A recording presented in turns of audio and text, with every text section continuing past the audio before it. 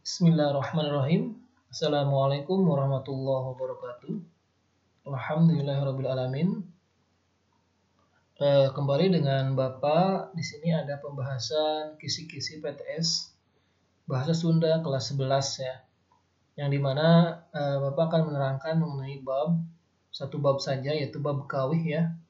Kemudian di dalamnya ada gaya bahasa Larandian ya.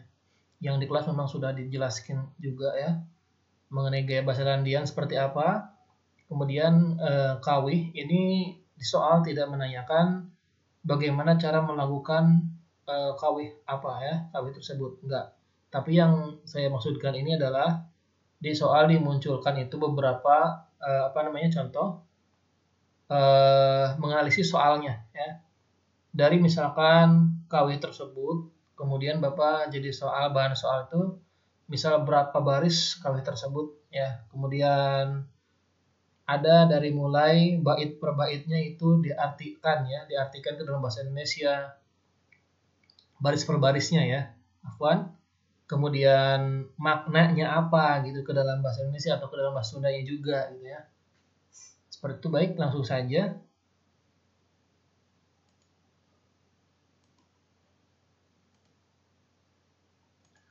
Nah, di sini udah ada kisi-kisinya, ada 4 sub kompetensi yang Bapak masukkan. Yang pertama adalah ini termasuk dari kawih di luar ya, e-book yang biasa kita pakai. Nama kawihnya adalah rampak gawe ya. Nama kawihnya adalah rampak gawe. Nanti cuman rampak gawe ini adalah kawih dari internet ya, ambil dari online, dari website. Kemudian ada beberapa bait ya, dan satu baitnya ada beberapa baris. Nah, seperti itu. Kemudian biasa ada 7 soal. Yang dimaksud tadi adalah menganalisisnya.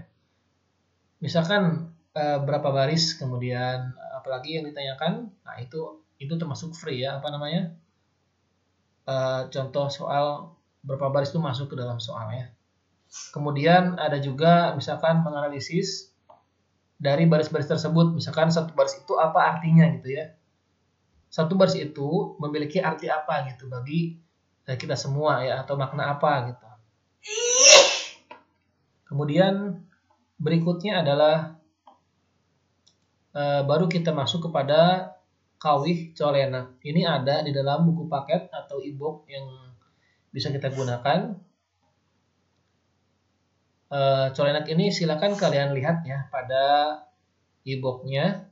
Kemudian ada 6 soal di sini, sama ya, soalnya sama persis dengan yang pertama nih ya. Jadi hanya itu saja itunya soalnya ya, yang menanyakan misalkan bentuk rupanya, kemudian berapa barisnya, makna dari setiap barisnya apa, kemudian arti. Mungkin ada juga yang mengambil dari satu baris itu ada kecap atau kosakata baru, kemudian Bapak udah buat soal ya. Misalkan apa arti ini ke dalam bahasa Indonesia, seperti itu. Berikutnya adalah nyebutkan macam-macam gaya bahasa ku kalimah. Nah, ini kita buka langsung gaya bahasa ku kalimah. Sebentar.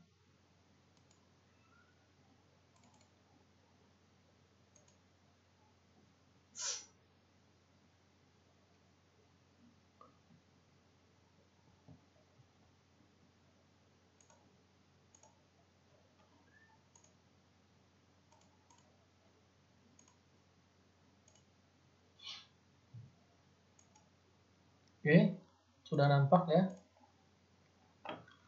Kita langsung buka saja mengenai gaya bahasa Larandian ya.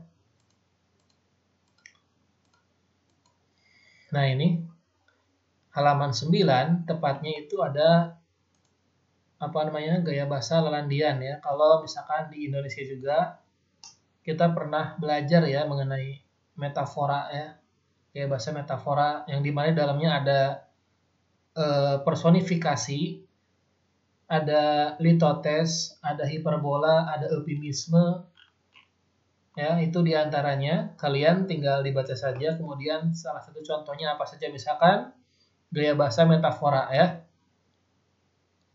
Gaya bahasa bebandingan atau lalandian, ku jalan nyebut hiji barang, padahal anu dimaksud mah anu sejen, lantaran dianggap boga pasipatan atau ciri-ciri anu sarua. Dina harti jembar, metafora ngurung rupa-rupa gaya bahasa bebandingan, kaya ning lalandian, mijalma, ngasor, rahulan, rautan, jeung sajababna. Ini masuk kepada gaya bahasanya ya. Nah, ini gaya bahasa Landian yang pertama, heronimia ya. Ini yang termasuk gaya bahasa Landian heronimia ini adalah contohnya gaya bahasa Landian sok dipakai pikeun ngaganti ngaran ku sebutan. Jadi misalkan ada nama seseorang itu adalah pinter banget ya, atau ada seorang perempuan yang gagah atau yang kuat ya, apa-apa sendiri kemudian bisa melawan kejahatan juga. Nah, dinamakan Sri Kandi ya, kecap Sri Kandi ya. Contohnya kecap Sri Kandi keur sesebutan ka awewe awanian. Nah, kemudian si jalak harupat keur sesebutan ka laki anu toh pati jiwa raga, dan banyak ya, dan banyak yang lainnya. Kemudian langsung saja selanjutnya adalah gaya bahasa mijalma atau personifikasi. Ini nyebutkeun barang anu henteu nyawaan atau satuan diumpamakeun boga pola cara jalma. Jadi barang atau binatang atau misalkan daun-daunan makhluk hidup, tapi dia memiliki sifat kayak seorang gitu ya. Contoh nih ya. Gunung siga anu milu nyungung ya, lebak siga milu susah.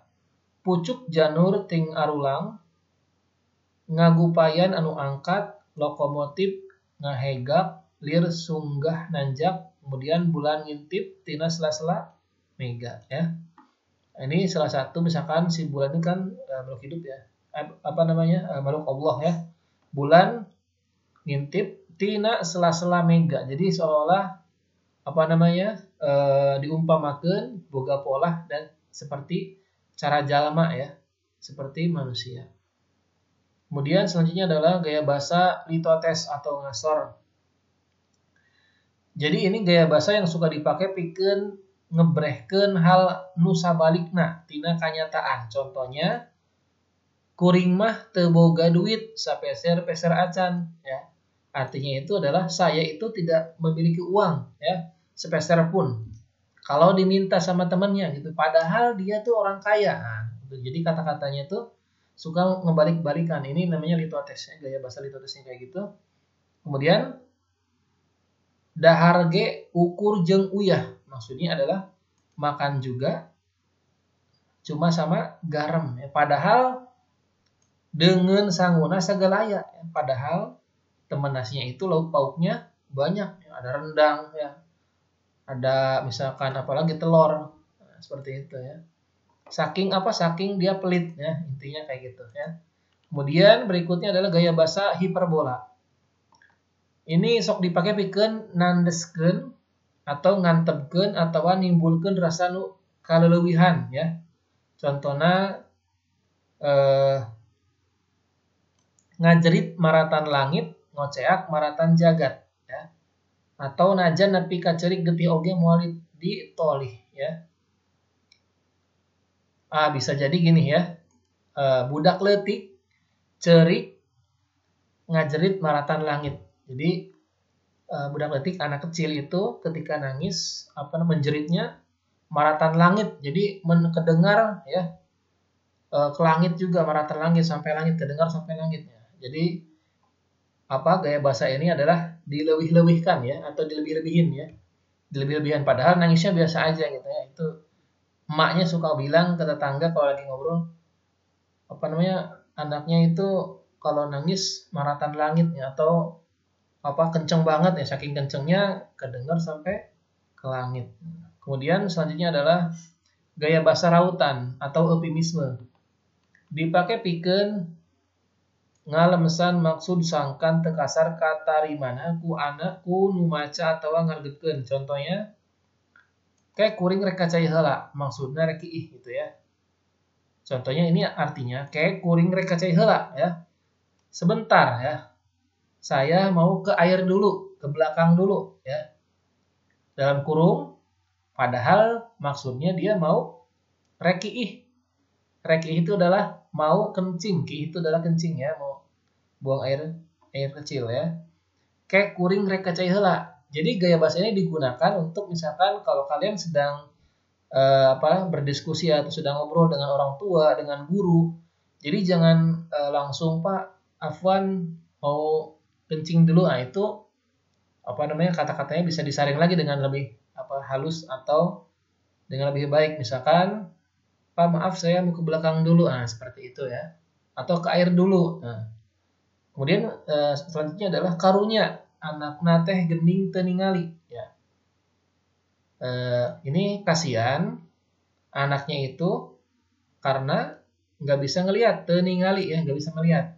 Maksudnya dalam kurung maksudnya lolong ya. Jadi kalau kalian misalkan bilang ke teman kalian atau ada yang misalkan qadarullah kecelakaan naik motor naik mobil kemudian membuat matanya buta. Nah, maka kalian nyebutnya di kelas si buta ya. Si buta itu kemarin gini. Nah, jadi ini disaring lagi lebih halus kata-katanya gitu ya. Pak kalau anjay itu itu bukan ya. Pak kan itu anjing tapi jadi anjay enggak bukan salah itu mah gaya nggak jelas ya. Jangan dipakai sama kalian mengenai sebutan-sebutan yang kayak gitu ya, hilangkan untuk kalangan pelajar yang tidak pantas ya. Oke, kita kembali lagi kepada kisi-kisi.